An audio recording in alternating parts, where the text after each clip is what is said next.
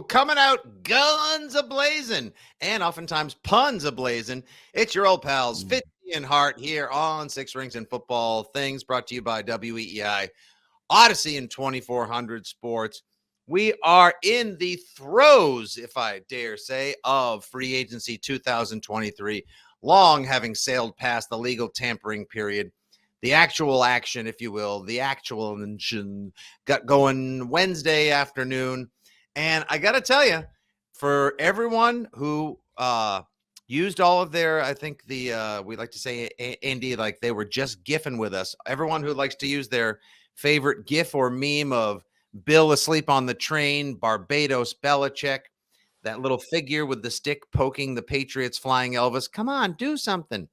The Patriots were largely inactive, if you will, from the start of the legal tampering period till actual free agency. They did retain a few of their own.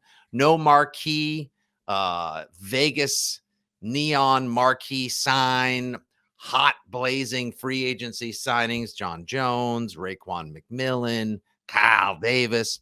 However, after Jakobi Meyers departs on what seemed like a pretty reasonable market value contract, 3 for 33 to a income tax-free state like Las Vegas to reunite with Josh McDaniels and the Raiders, the New England Patriots got busy yesterday afternoon, and they have, dare I say, been dominating the headlines. As in like, look at the size of the free agents they got. Holy smokes, back to the Super Bowl, duck boats, here we come. Rather just a constant flurry of rumors, headlines, interest, etc. Highlighted, of course, by the biggest signing to date, wide receiver Juju Smith-Schuster, 3 years, up to $33 million. It is really a 3-year, $25.5 million contract with incentives and bonuses, maybe making it worth a Larry Bird, up to basically what Jakobi Meyers is going to earn with the Raiders. Your initial reaction when you found out that they swapped out a Jakobi for a Juju? Juju has talent. Juju obviously has ability. You're talking about a 100-catch Pro Bowl, 1,400-yard receiver once upon a time. Feels a little bit like Devontae Parker from a year ago when you added a guy who, yeah, he's great, but the butts are different. It's not health as much as Juju's at his best when somebody else really good is on the field with him, whether that person is Travis Kelce or Antonio Brown. I don't know who else that's going to be really good will be on the field for him. It feels like, and Tom Curran talked a little bit about this the other night on NBC Sports Boston, these moves where it seems like the Patriots draft or sign and then develop a guy and then are like, okay, you go, and we'll spend money on something else that we don't know as well as we know you to fill the void. And it doesn't always work out. It's like the devil, the prospect, the contributor, why not just pay Jakobi Meyers, who's asking himself the same thing in this cold world of social media and the National Football League business. So it's interesting because I like that they did something. I do think he's a talented receiver. Again, I feel like it's the same story I've been saying. If he's your 2, you're really excited. If he's your 1, you're not so excited. Exactly. He's never been a 1 that's been productive. He's been a 2 that's been productive. And that's scary. I don't know what they're going to do. Maybe they still have something up their sleeve. Maybe they're intending to use the 14th pick on a receiver. Maybe there's a trade still coming to sort of bolster that position. But I will say, at least they've done something. Like through the first 2 days of free agency, it was basically, well, let me rephrase that. Through the first 2 days of legalized tampering, negotiating, when everybody else was actually agreeing to deals and bringing in talent, Patriots were doing nothing. They've done stuff now. I'll refer stuff. I don't know how excited I am about it. I don't know if I'm ready to say, am I even ready to say they're a better football team today than when they ended the season? I'm not ready to say that. Well, no, they are. They will be. Maybe. I'm comfortable and confident in saying that they will be a better football team. Based on what? Bill O'Brien alone. Okay. But still takes talent. Right? Yeah, I think right now their talent may be commensurate to, if not slightly better. So far, their major losses, if you will, their more significant or notable losses are dismissing the punter fairly well, Jake Bailey. He'll be replaced. That loss will not be felt.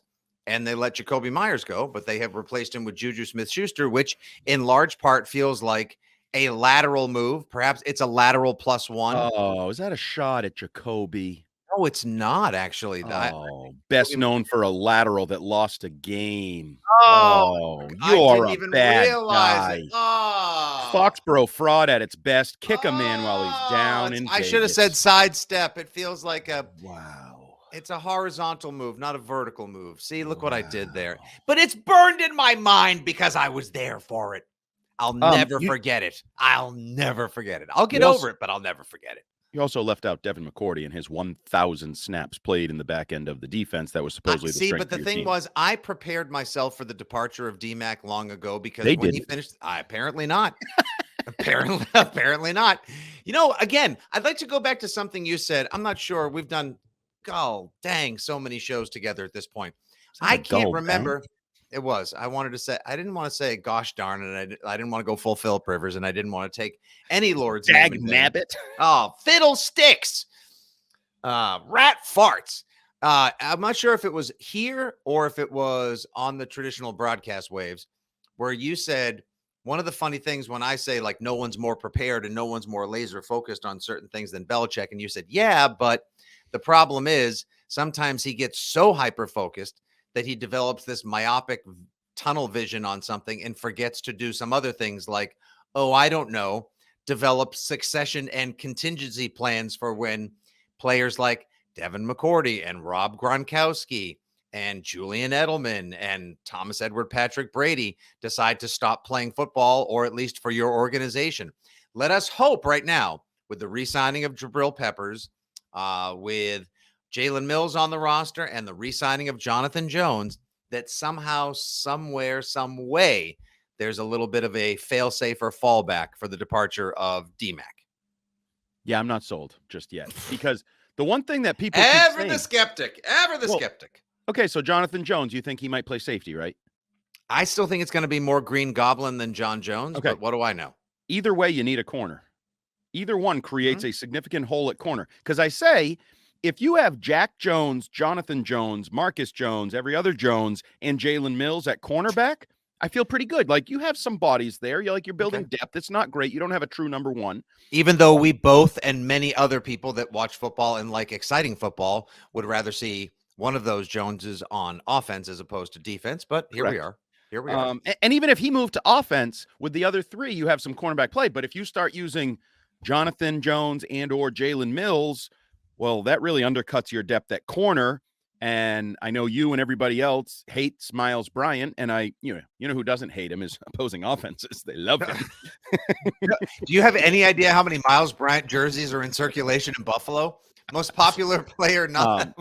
So I still think there is there's some questions to be answered in the back end in the secondary. Again, they have the 14th pick in the draft. Maybe they take the best corner in the draft, Christian Gonzalez or Joey Porter, and we're getting excited about two young corners from last year with Jones and then this year with whoever they take. That's a possibility. I fully admit that.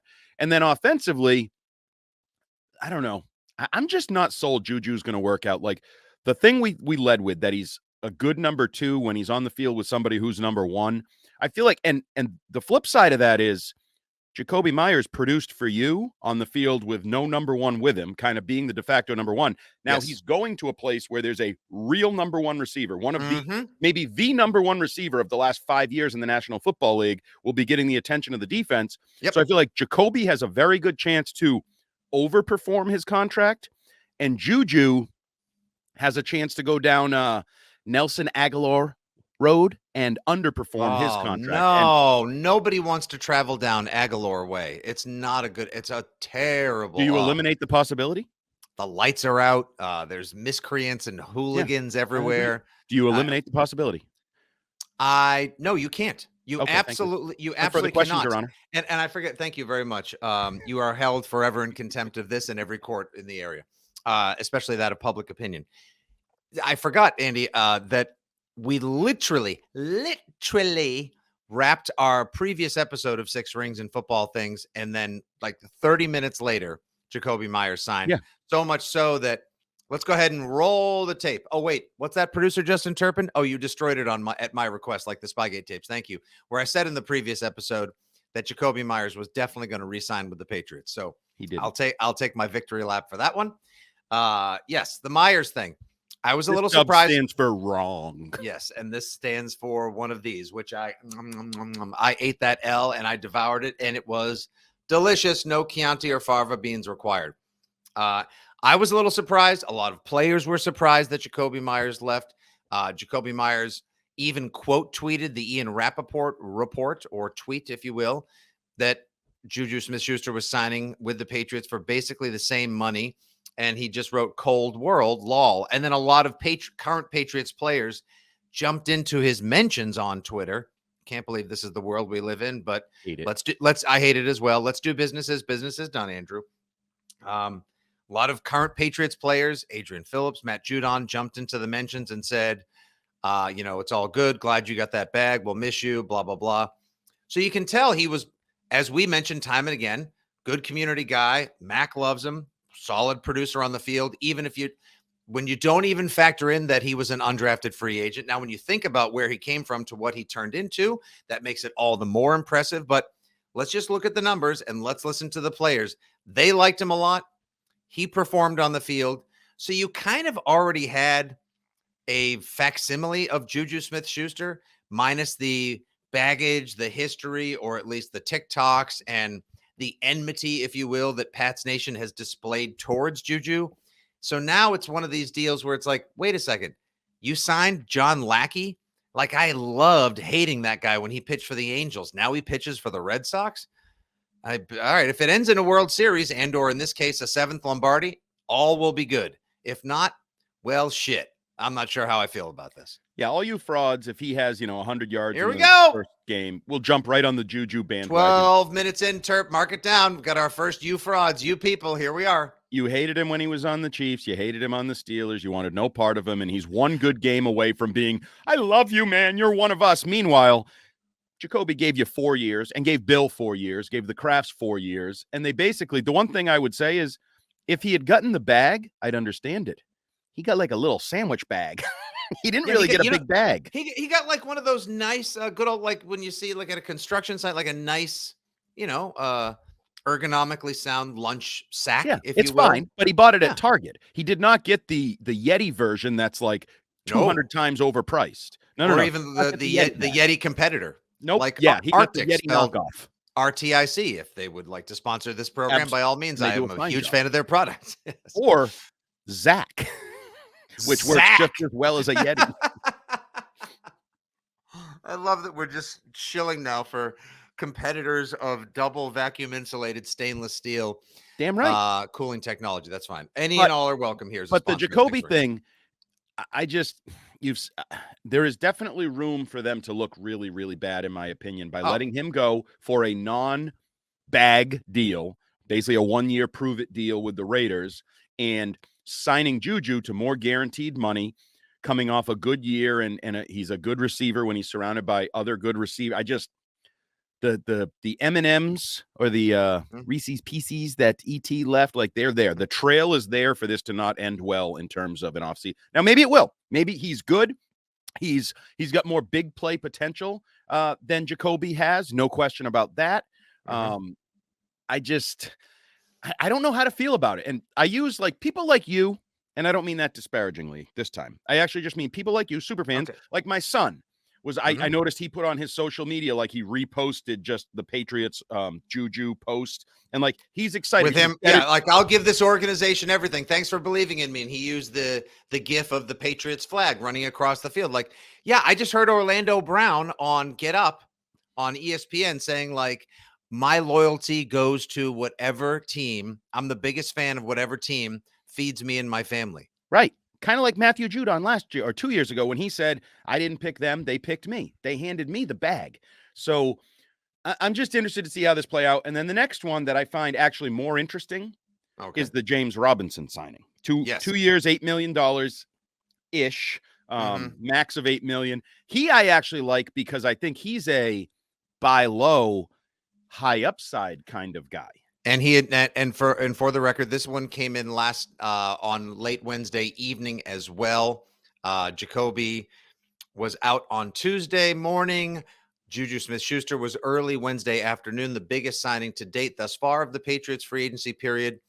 There's rumors, innuendos, and Twitter chatter, if you will, to some of the other ones that we'll get to momentarily. But the other one of note thus far is James Robinson, which basically spells the end for Damian Harris as RB1/2 in Foxborough as well. Good run for him. Sadly, Mac loses another one of his dogs. But what this basically tells you is, and some have said, I've seen a little Twitter chatter, Andy, a little twatter about the idea that this may just be a camp body, like an established vet, if you will, to push Kevin Harris and Pierre Strong Jr. I honestly think that he was a little dinged up last year, looked good with the Jags. Was surprising the Jags dealt him away. I think he's got a chance, Ty Montgomery, there's no guarantee he's going to make the roster. Oh, I think he pushes him right off the roster. Yeah, that very, very well could be the case. James Robinson, if healthy, if he can perform at 80% of what he was a couple of years ago in Jacksonville, becomes a nice complement to Ramondre Stevenson. He's good between the tackles, but he does have good hands. And so you could have a nice pass-catching alternative. It is just a surprise once again to see somebody like Damian Harris comes in, performs well when healthy, runs like a mat, had 15 touchdowns, for God's sakes, in 2021. And now it's thanks for the memories. Best of luck wherever else the career road takes you. Yeah, I mean, I think had the writing was on the wall when they drafted 2 running backs for Damian Harris. And then had he had a great year, maybe that changes it, although that probably would have accelerated his trip out of town because of his value in the market would have gone up. But as soon as they take both kinds of backs, a speedy back, a big back, kind of covering all their bases in their year too early mold that they do at a lot of positions, but most notably the running back position. And then the James Robinson. Well, there was also that little thing. Remember the Patriot Way thing on Twitter with Slay yesterday that Harris kind of like Quandre Diggs started that and Slay did, and now Damian Harris retweets it. Yeah, he feels like he was gone. And it's actually fine with me. He was very obviously good friends with Mac. Yep. I was never the biggest Damian Harris fan off the field. He always rubbed me the wrong way, and I never understood it. I wasn't sure because I'm going to be totally clear here. This could be a me thing because he was always mostly professional and did the job, talked he just always rubbed me the wrong way, personality wise. And I don't know what it is. Maybe it's these was it the barking? Was it the No? Well, I don't know what it was. That's you ever just not really like somebody and you're not sure why, and you feel bad not liking them, and then you end up doing a podcast and a bunch of radio shows. It's not fair. No, you know why you don't like me. Because I take shots at you all the time. Because I don't not like you. That was I'm just kidding. Perfect. I know. This is, but no, a lot of brotherly football love here. No, it was a thank you for the wide open shot. It felt good. Now I apologize. No, I don't. No, but I get you. There are some people like Juju. He's a perfect example. He might actually be a really fun guy. He flips off the Pats fan wearing the Brady jersey in that one Instagram photo. Yet a year later, when he's still in Pittsburgh, some kid gets stiffed by his prom date. And out of the blue, he tweets out hey, Juju, want to go to the prom with me? Next thing you know, Juju shows up, gets him and all of his buddies, these super nice tuxedos, goes to the dance with him, does videos, whatever, puts some shine on the kid and this community. So he does nice things. It's just some people rub people the right. And I get what you're saying about Damian Harris. No, this is not one of those, classic Boston smear campaigns. I get it. Damian Harris always seemed like he was slightly maybe carrying himself above the fray. I'm not going to give you guys any of my authentic feelings because you'll one day use them against me. So I'm just going to put on the just talk to us. So man. You felt it too. I did a little bit. Okay. And like I said, I'm a huge fan. First time he got that big running touchdown in a game that will still always chap my ass that they didn't win. The 2020 COVID game in Buffalo where Cam fumbled at the end of the game and they should have won. I think that was Damian Harris's first big touchdown run for the Patriots. He was taking over the RB1 duties. I was so fired up because I thought yes, we have an RB1. Look at the way he runs hard. He's we're gonna see the Patriots on angry runs with Kyle Brandt on Good Morning It's Football. Yes, great. And then 2021, he's got a bunch of time, but I just was never able to, with what's left of my dying fandom. I was never able to really make that full connection. So I get you. He always put up a little bit of an emotional firewall. Thank you. And I always felt like he was better than me. Like he's a little bit of a pseudo intellect that feels like he's the smartest man in the room. Well, he's in like, amazing shape. He's really good looking. He's got velvety tones. He's rich. And he kind of lets you know. I probably would too. But like Matthew Slater is a Hall of Famer who's smarter than me, better than me, nicer than me, more jacked than me, everything. More quotable than anything you think of. Matthew Slater is better than me, and not once have I ever felt that Matthew Slater feels like he's better than me. Nope, I got you. No, I get. There's the difference. So there you go, folks. First part of the podcast today. Fare thee well, Jakobi. Hello, Juju. Adios, D. Harris. Welcome to town, James Robinson. Will he be more than a camp body? Is he the complement to the Ramonster? Can Juju be a wide receiver 1 or a 1A? Will he be the king of the twos in a room of 2s and 3s on a brand new or slightly evolved Patriots wide receiver room? Is there another wide receiver to come? A true number 1 coming to town via the draft, free agency, or trade? We will soon find out. We will address that coming up. We've got more NFL free agency reactions, including a big name finally dropping in the AFC East. And of course, the mailbag is coming up. So don't you go anywhere here on At Six Rings Pod. All right, Andy, let's just get a couple of the other Rumoritaville Patriot things to date before we look at some of the other signings that we love and don't love around the NFL. Right now, the Patriots are rumored to be connected to, according to Ian Rappaport, the Los Angeles Rams Taylor Rapp. I guess that's a player. What does he play? What does he do? He's a safety. Okay, very good. He has played some free safety, but in my mind, my vision, my sort of watching him, he's more of a strong safety, which is strange for me because you already have Duggar, Phillips, and Peppers, who everybody was excited to see him re-signed. I don't think he's a replacement for Devin McCourty in my mind. He's a young, thick, athletic safety, but I just don't see him making his money in the back end in the way that McCourty did for a decade plus. But, who knows? Bill has a strange way of sometimes appearing to create too much redundancy, and then later you're like, oh, okay, he was right. This guy can play there. This fits. This works together. Well, it's competition. It's competition, which can always be a good thing, especially when you're rebuilding your roster and trying to keep pace in the wild, ever increasingly difficult AFC East. Like, for example, the old, I'm a big subscriber to you. You're never upset that you have good football players. Okay. So maybe they don't, it's not perfectly aligned with a depth chart that says free safety, strong safety, slot corner, outside corner. Maybe there's some, but I would also say, is Rapp better than Miles Bryant, who we joked about in the first segment? Most people seem to not want to see on the Patriots moving forward, even though they did tender him. If he's better than Miles Bryant, even if Miles Bryant theoretically is more of a free safety or a corner, who's the better football player? I'll take the better football player, and then I'll ask Gerard Mayo and Steve Belichick to figure out how you're going to deploy these 15 to 17 rotational bodies that you're going to use on any given play, given week. You're going to keep Jabril Peppers. You got Adrian Phillips. You're looking to extend, or at least I think most of us believe they're going to try to extend Kyle Duggar. So that makes a lot of sense as well. Oh, get out of here. 0 chance. Come on now. I've heard no. 0 chance. Nah. All right. 5%. What if he said, I want the Jamal Adams contract? Bye. Bye. Yeah. Bye. We'll take the 2 first. I don't think they'll ever get 2 first-round picks for him in exchange. No. I'm just saying he's in that range where contract re-signing value starts to come into play, and you always have to be cognizant of that and the business side of things, and it's just the reality. Pats don't want to build one of those star-heavy, salary top-heavy rosters. They like to spread it out, obviously. So yeah, they don't like stars. They won way too many games when they had stars on this roster. Exactly. They had just a couple who carried them for a long time. We don't need to go down that wormhole or travel that bumpy, turbulent road again. Okay, we do need to touch on Riley. They lost out on one guy. I did want. No, but we got to talk about Riley Reiff first. That may be the biggest signing.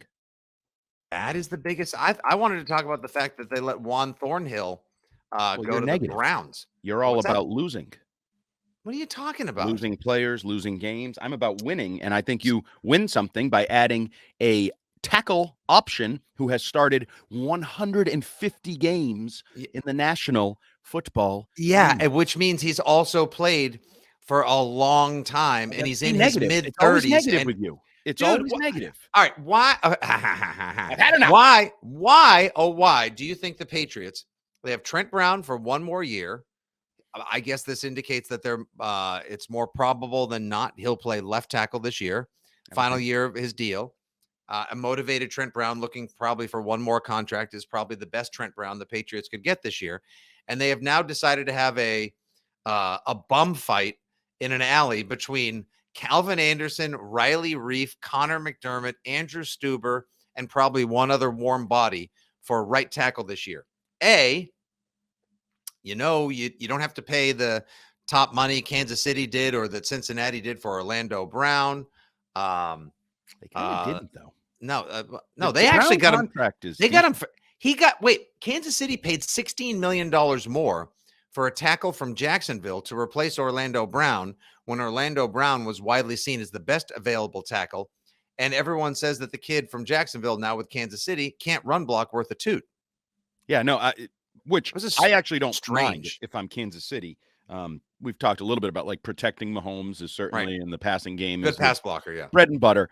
But Orlando Brown, I didn't think got a crazy contract. I know he got a lot of guaranteed money, but over a relatively short 4-year 4 for 64, yeah. That's not a crazy contract to me. If for a team that's really looking to solidify a tackle spot. Now, if you want to tell me he's not that good, maybe he's the most overrated tackle in football. If you want to go down that road, okay. I don't believe so. I don't either, but we can have that discussion, that argument. But the deal, contracts, I mean, Joe Thuney got what, 82 million from Kansas City? Yeah, he got 5 for 80 or 5 for 82 and a half. Yeah, that was a lot of money.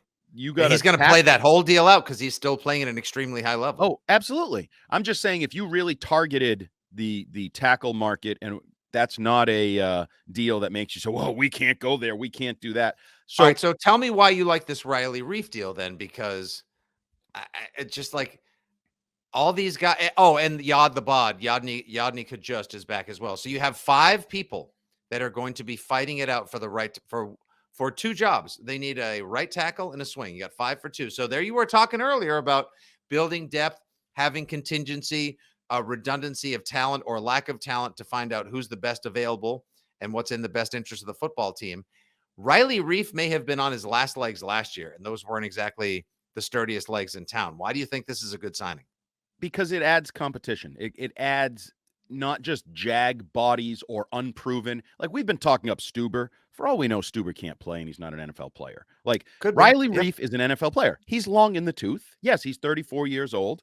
You're not looking for him to be the centerpiece of your line for the next 5 years. I still think drafting a first or second round tackle is very much a possibility because they've done it a lot. I always say the Nate Solder one is the perfect example. You bring Matt Light back, then you draft Nate Solder, and it's like, what the hell are you doing? Well, Nate Solder is going to become the foundation of our line. He's drafting behind him to watch and learn for a year. But that was going to be my next question. So I'm glad that you were kind of on the same page here. To the Patriots fans, before we get to the mailbag, do you believe that the tackle position is locked up for the long term, or could tackle still be on the table for a first round pick? I don't even know if tackle's locked up for this year, never mind the long term. While I like the competitive depth, the idea that you have an old veteran, then you have Anderson, who maybe is hitting his prime, untapped resource kind of guy. You got an unknown in Stuber. You got your holdover in McDermott. There's bodies there that you can, I mean, let's be honest. You, at this time a year ago, me, not you.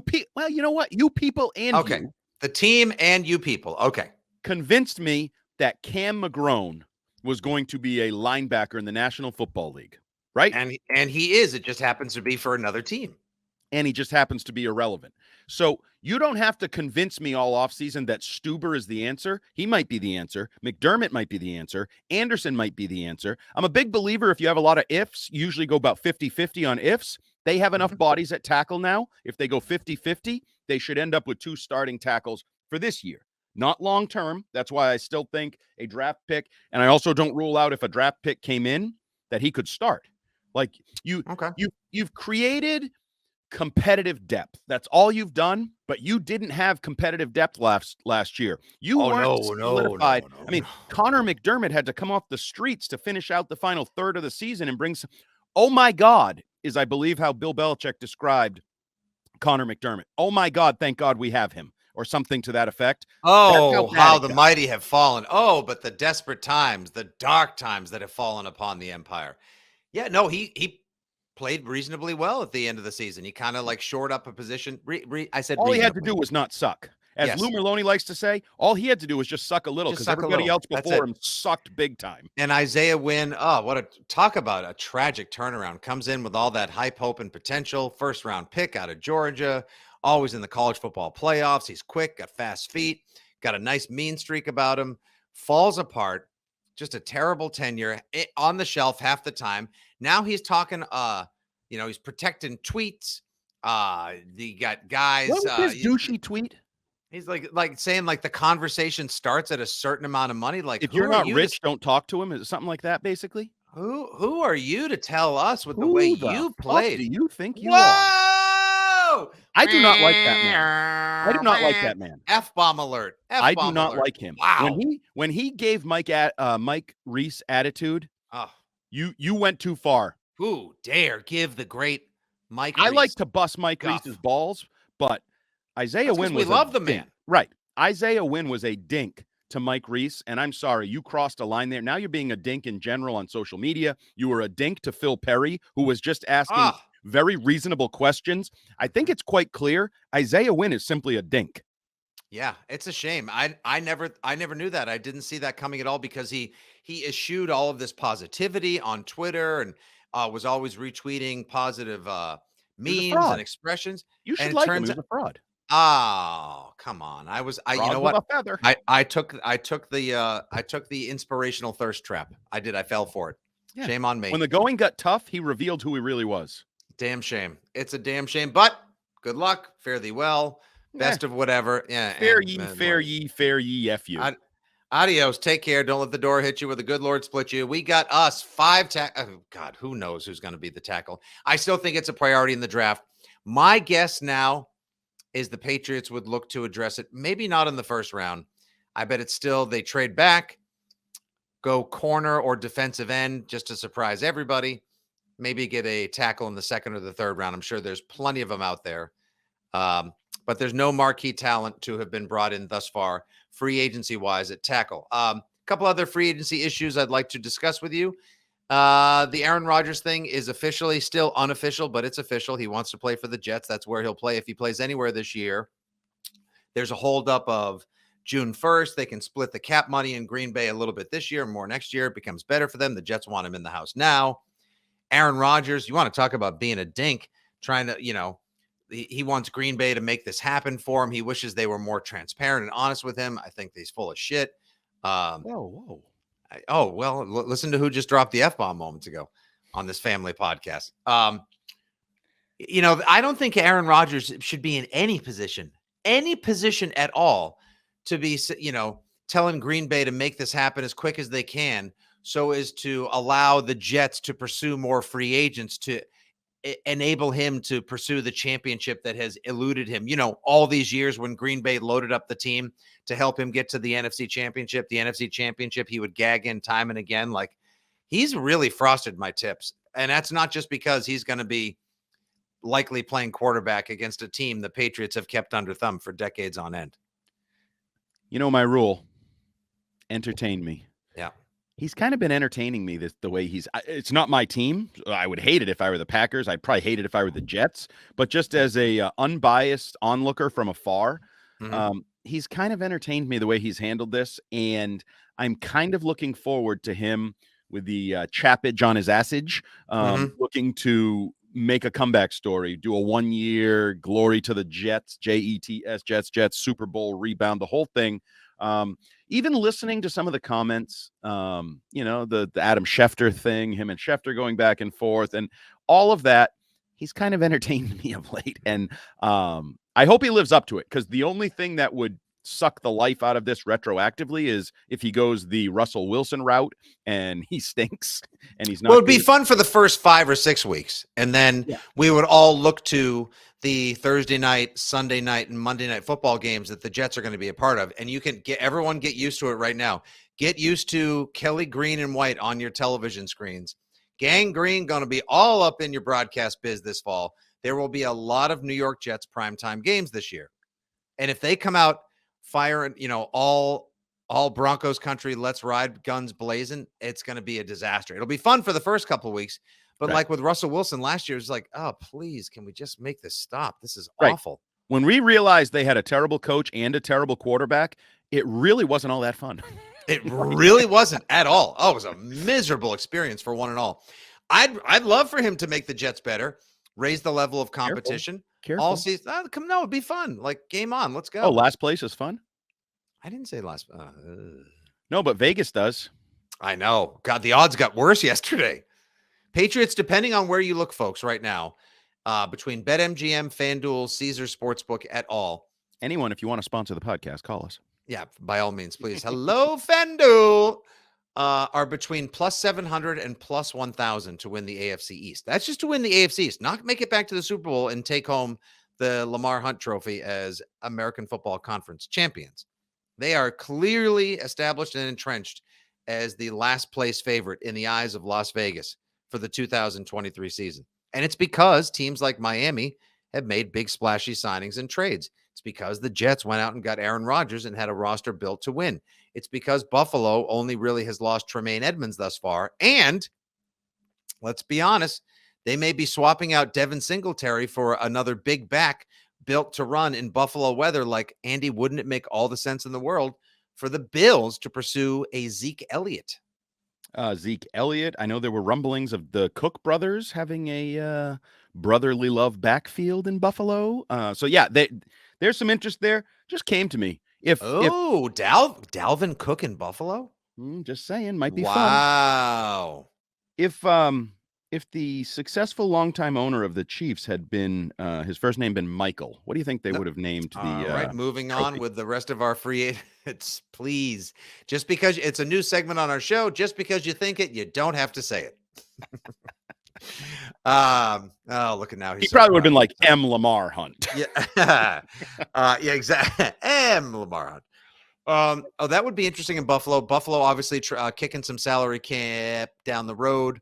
So that they could free up some cash now to be able to pursue somebody. So it could be Dalvin Cook, maybe a trade for Derrick Henry. Zeke Elliott would make a lot of sense. They need a big back who's used to running in crappy weather. I'm going to put you on the record right now, and I know you hate to do this. You hate to be definitive, especially after you were so definitive about Jakobi Meyers returning to the Patriots in our last podcast. Nailed it. On March the 16th, as we record this podcast, will the Patriots finish in last place in the AFC East? No. Will they finish above third place? No. So the third place Patriots will finish above. Who will be last place?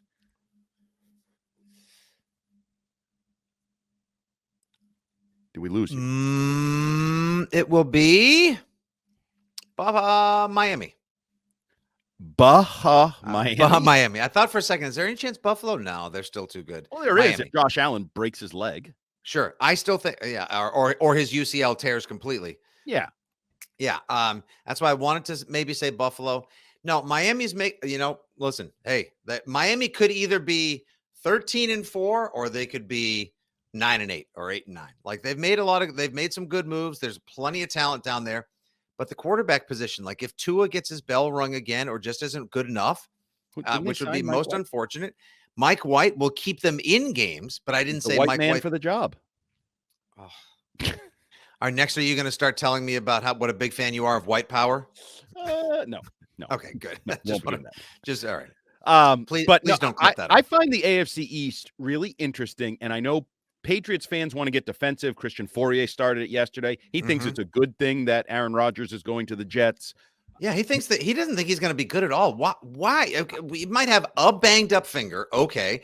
And yeah, he's had some issues in recent day, but holy smokes. What? Really? I don't get it. I think you're right. I think if the Patriots don't finish in last place, it's because Tua and the Dolphins had issues, had problems, fell back.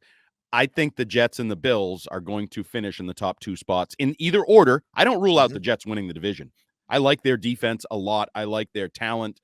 They are, and I think if Aaron Rodgers, if we can say his thumb was a big reason for some of the interceptions and the way he played last, or just he was not engaged and invested, he was the Trent Brown of their offense.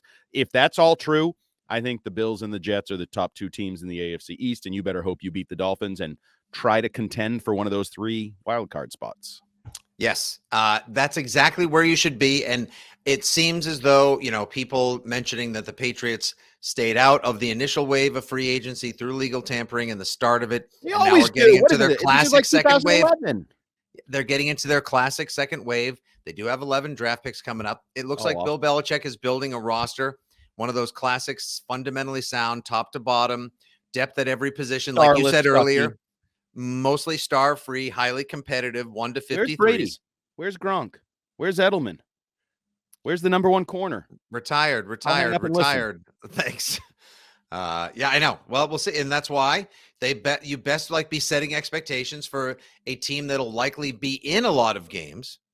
Maybe not necessarily not as offensively anemic as last year. Hopefully defensively sound and 10-7 with a shot at the wild card, and then maybe going on the road and being the tougher team. That's likely your best case scenario. I have to steer. My motto is steer into it. This is the reality, Andy. They don't have the star quarterback right now. They're not explosive to date. There's no one single playmaker whose jersey we're buying, who we're telling kids watch the highlights of, but they might be a good competitive adjacent, as I like to say, team. All right, there we are. It's going to, hell, dude, it's not even St. Patrick's Day, and we're trying to figure out what the Patriots record is going to be in early November. It's not an easy game. They haven't won free agency with the big splashy signings. They also haven't embarrassed themselves or peed down their leg. Right now, they're where they've been for the last couple of years, somewhere in the middle. Stuck in the middle again. I guess that's where it is. Any other free agent signings stand out that you like, you love, you loathe before we get to the mailbag? No, not really. What's the biggest deal? What's the biggest transformational deal? Like Orlando Brown might be one of them. It's huge for them. Burrow, yeah, that's so if they keep T. Higgins, which by all accounts they're keeping T. Higgins. If Lael Collins, who tore his ACL sadly on Christmas Eve against the Patriots, is able to come back and play half of the season next year, they'll obviously try to patchwork one side of their tackle line with, a rookie, a camp body, someone who's on the roster. But Orlando Brown locking up the left side for Joe Burrow. Good. That's a big deal for them. I just wanted to get, you know what I wanted to get a quick take on? What do you make of the running back carousel? Miles Sanders leaves the Eagles. Miles Sanders leaves the Eagles to go to the Panthers. Jamal Williams leaves the Lions, where he loved life, to go be with the Saints. They're all on comparable deals too, like 3 years, $18 million. David Montgomery leaves the Bears to go to the Lions, who had Jamal Williams, who loved it there, and they seem to love him. But it's just interesting little round. It seemed like everybody was just trading parts, and no one is better. And Rashad Penny goes from Seattle to Philadelphia. All mid-tier running backs, and I see how that happens. Like, the running back position is a weird one. We've talked about it in terms of the draft or free agency or signing a guy to an extension. If he's good early in his contract, it's a tough position to value. You can kind of always get one. I think is starting to become maybe the way it is. Damian Harris still on the market as a guy who Damian Harris is a 1,000-yard rusher. He can give you double-digit touchdowns. Like he can help a team. He probably will. So it's just that weird value of free buyer, beauty is in the eye of the beholder. Like, hey, I know our guy's good, but I kind of like that guy over there. Why don't we swap him out? Because our guy's not great. That guy's not great. Same world of finances. It's the nature. I think it's just the nature of the running back position now. Yeah, it was very interesting because if all of those guys stayed where they were, I think all of the teams that made moves at running back in the mid-tier running back carousel, as you described it, would be about the same. So I'm just kind of curious why everyone decided to make those moves, but they did, and that's just the nature of the beast these days. All right, one more segment to go. Hope you enjoyed our little free agency breakdown thus far throughout the NFL as well as New England, but it's time to get into the @6RingsPod mailbag. All right, Andy, we put the call out to the Foxborough faithful, the Pats people, and beyond. We were looking for their questions that we could provide rapid-fire answers to. So you put out the tweet, I retweeted it, and we got a lot of questions. We got about 10, 12 minutes to race through all of them. So here we go. On your marks, get set. At Warren Lads, WLAD73, our pal from the UK Patriots fan club. Do you think a big move is coming, or has the modern way passed Belichick by? That's an interesting either or. Do I have to actually pick one of those? Because I do not think a big move is coming. I know people are trying to talk themselves into OBJ, or maybe there's a trade. I guess Jerry Jeudy, like different things that would be considered big moves. I'm not sold that's necessarily going to happen. I also am not necessarily sold that the game has passed Bill by. Do I still think he is inherently an economics major out of Wesleyan? Do I think that holds him back at times? Is he a little too frugal? I do think that's a part of it in a world where the Rams and different teams go all in and spend money and do like all of that. So it's in the middle somewhere. And by the way, Warren, looks like you're having a tremendous vacation in Rio and South America and enjoying yourself quite well down there based on social media. And hopefully we'll see our old pal Warren and some of the UK Patriots in Germany this fall as well. Thanks for the question, Laddie. Chad Foster, at Chad F. Martin. Do you think the Juju Smith-Schuster signing would have been met with less vitriol if they'd signed someone like D-Hop or OBJ first? I'm on board with a Myers upgrade, but Juju as a number one doesn't give me good feelings. Yes, if they had done both of those things, we talked about it. The first thing you think of is Juju is when he's the 2, he's pretty good. When he's the 1, he's not as good. When he has an all-pro Hall of Fame talent with him, he can definitely be second fiddle. Can he be first fiddle? Maybe you're going to find out. We'll see. Maybe one of those other moves will still be coming.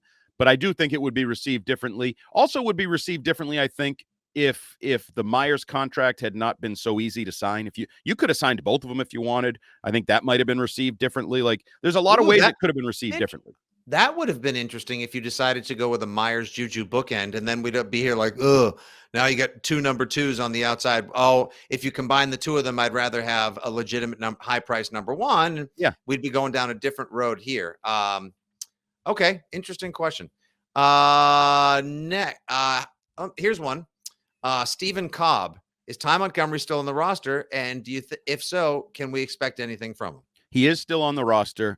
I happen to think the James Robinson addition probably pushes him off the roster. Now, who knows? Injuries and, things play out in training camp and competition. He looked pretty good last year, but you also have to remember, it's been a long, long time since he was really a productive, contributing NFL playmaker on offense. So I think Robinson takes his roster spot. At Matt_Murden. Now that we've signed Juju, yes, Murden was the case that they gave me. Now that we've signed Juju, do you think we try to acquire another receiver? By the looks, it seems like we're out on D-Hop and Judy. Editorial note. Rumors and such were that the Broncos were looking for at least a first-round pick for Jerry Jeudy. I'd probably pay it. That's an editorial note. What do you think? What do you think the Pats are looking at for additional wide receiver help? Well, the rumored interest on OBJ or the legitimate interest, because they were at his workout, where they're willing to go. These rumors that he's still looking around $20 million a year. Nuts. Is nuts. But I don't fault an agent for putting that out there because maybe somebody pays it. Like, oh, shoot, you said yes? Oh, great. We never thought anybody'd be that dumb. Do you so I'll turn this around on you. Let's both do you think there is a bigger veteran wide receiver move coming? At this point now, I don't. I don't either. I think I really don't. First or second round wide receiver pick coming. I still think that's a possibility, whether it's Zay Flowers. There's a bunch of slot guys available in the middle of the draft. So how would you feel if they took your guy? Maybe they don't get your guy, Hendon Hooker.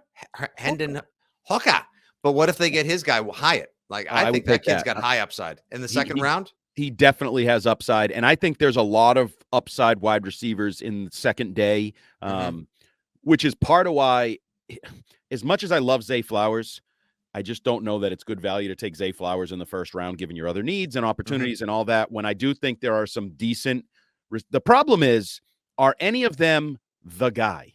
We're still looking for the guy. We're still looking for Justin Jefferson, Jamar Chase, A.J. Brown, Tyreek Hill, the guy who changes everything. No, between Zay Flowers, Jordan Addison, Jackson Smith-Njigba, I think your top 3 wide receivers, even Quentin Johnson out of TCU, they're all good guys, but I don't believe they are the guy.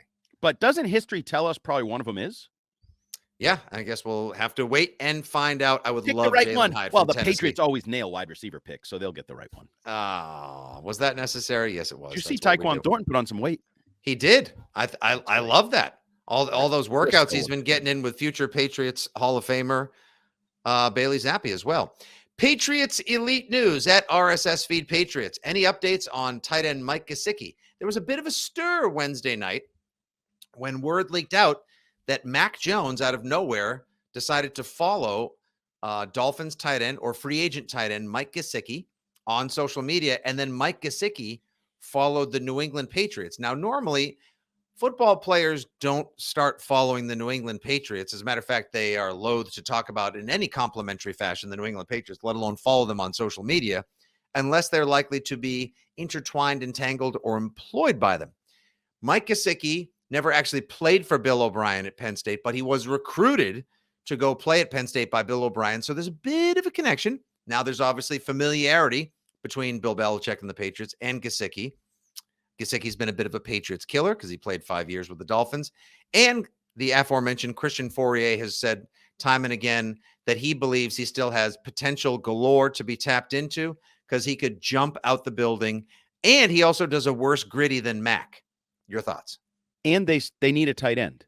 They removed Juju Smith, whatever you think of him, from the depth chart. They need at least one tight end.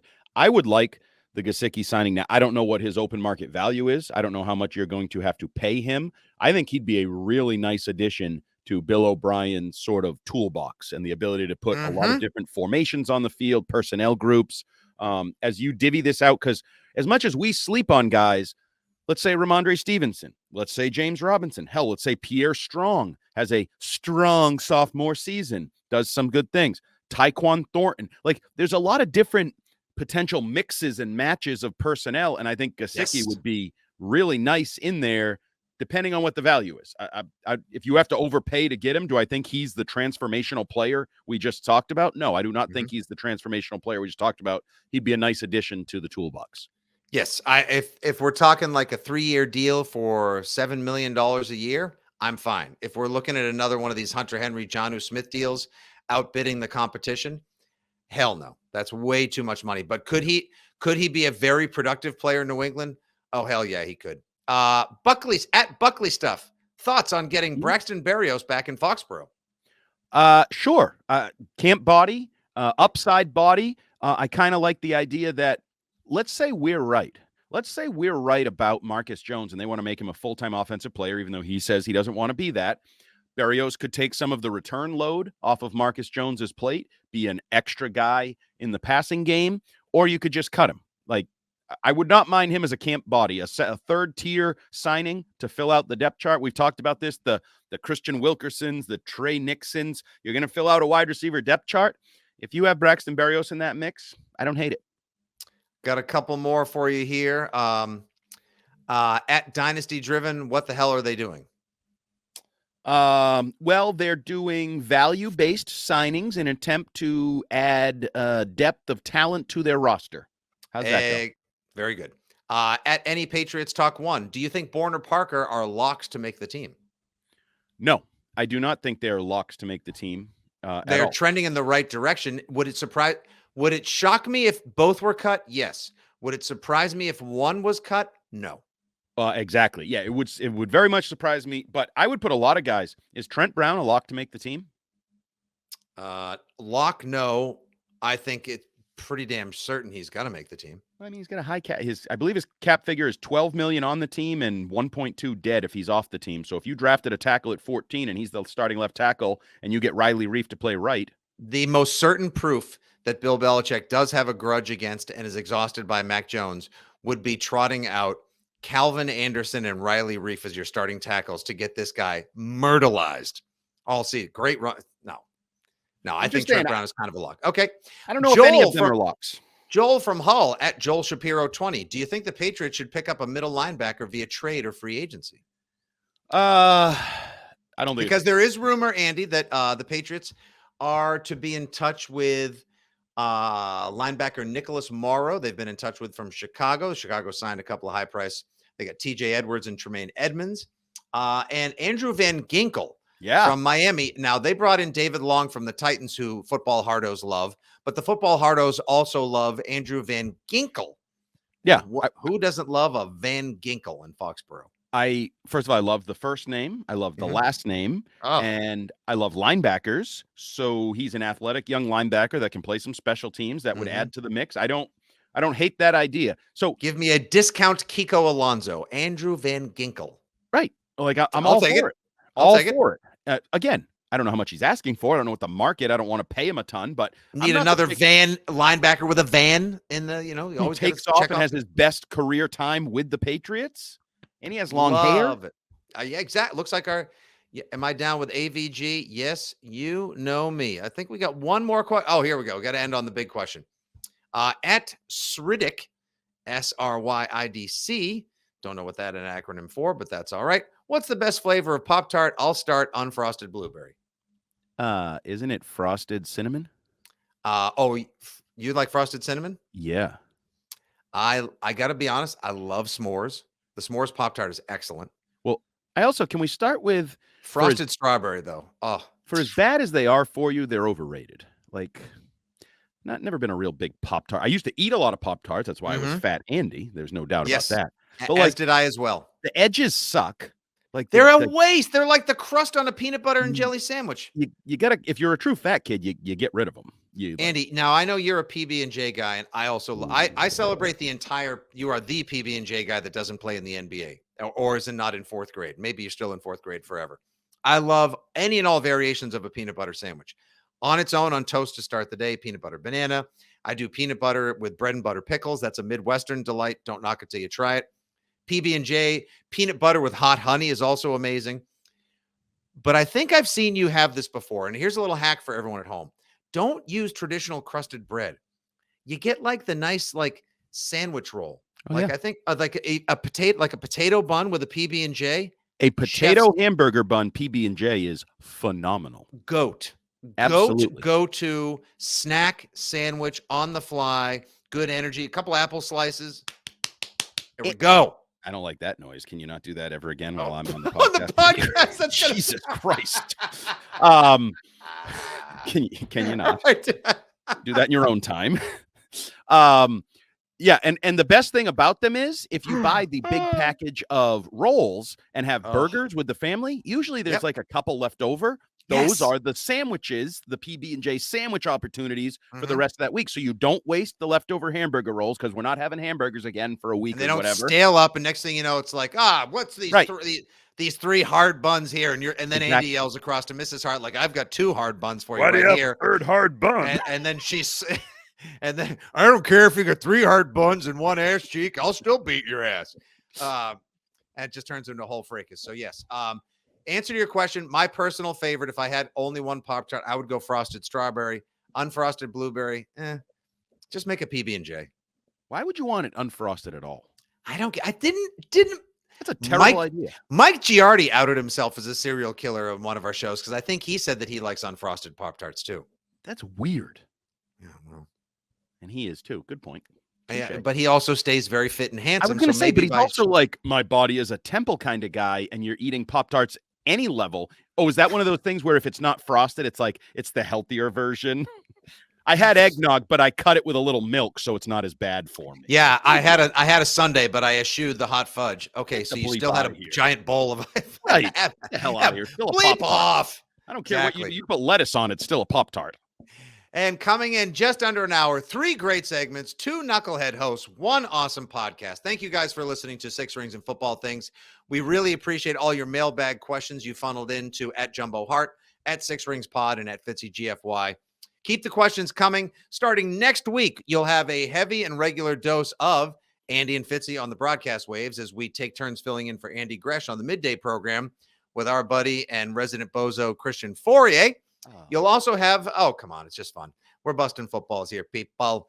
We'll have some Six Rings and Football Things pods and the debut of Six Rings and Prospect Things, where Hart and Scheim, 2/3 of the radio Voltron that is Shartsy, will be bringing you regular positional breakdowns of prospects you need to get familiar with in the upcoming NFL draft. Great job, as always, producer Justin Turpin. Brought to you by WEEI, Odyssey, and 2400 Sports. For Fitzy, for Hart, this is Six Rings and Football Things. Thanks for listening. We'll talk to you soon. Good day. God bless. And as always, go Pats.